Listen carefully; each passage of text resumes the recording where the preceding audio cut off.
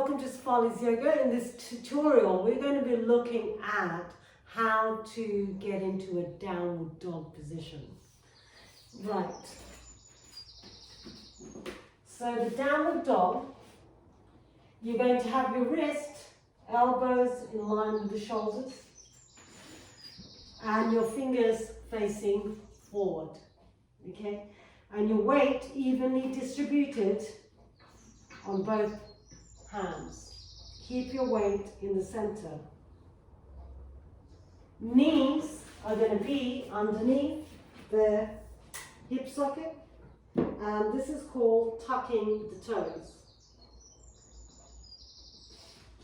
So from this position, you're going to keep the weight evenly distributed, draw the abs in, ribs in, and then hinging from the hips, you just take the hips back. Draw the abs in, ribs in, press the palms down, and here you're going to line your body up. Press evenly both hands into the ground. Draw the arms into the sockets and keep the shoulders down and behind. Feel the distribution evenly on both hands. Tuck the toes and then take the hips up. Take the hips up. You'll see that my knees are bent at this point. From here, you're pressing the ground away and opening up the arms. Okay? Press the ground away, open the arms, and my knees are still bent. From here, I'm doing two things. I'm taking the hips up towards the ceiling, my knees are bent, and I'm pressing the ground away and keeping this space open. So I'm working on this breathing, exhaling, pushing, breathing,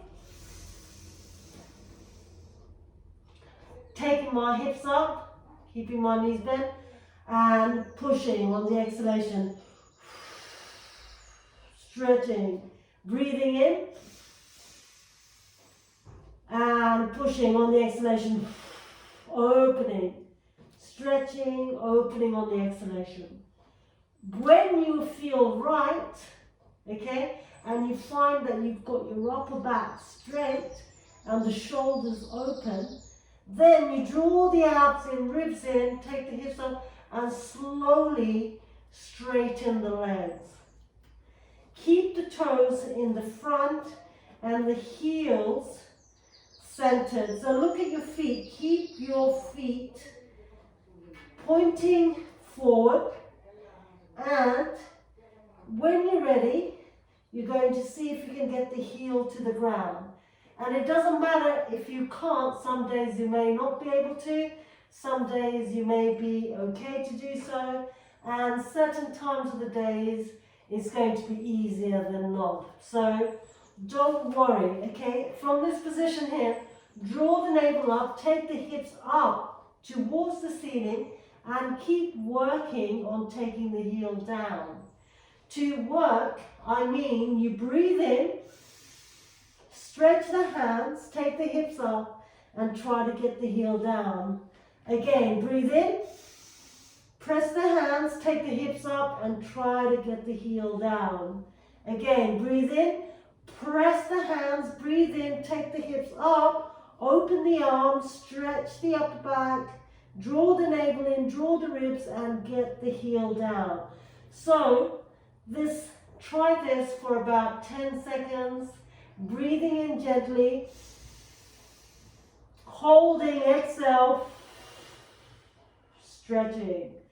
In this position, you're trying to get even balance, okay? Keep the weight in the center. Press the hands down evenly towards the ground and try to keep the heel down, the pressure down evenly. Keep the hips up, pointing towards the ceiling.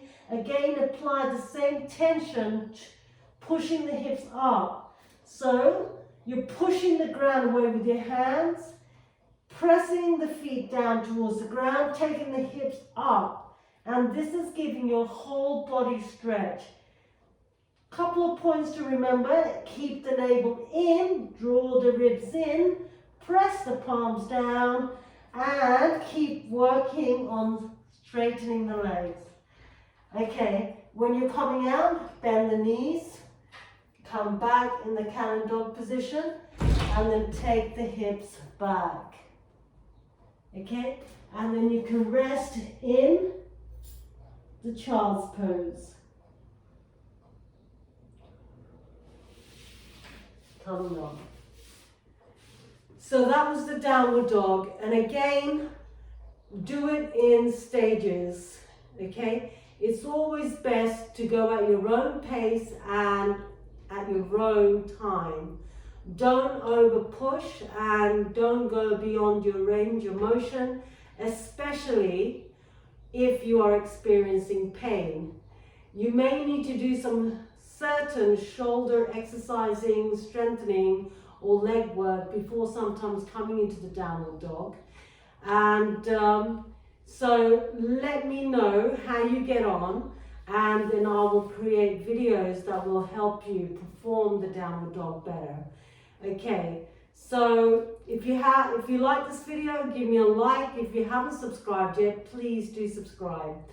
And until then, remember, leave me your comments and any tips I can forward on to you. I'll be more than happy, okay? Until then, namaste.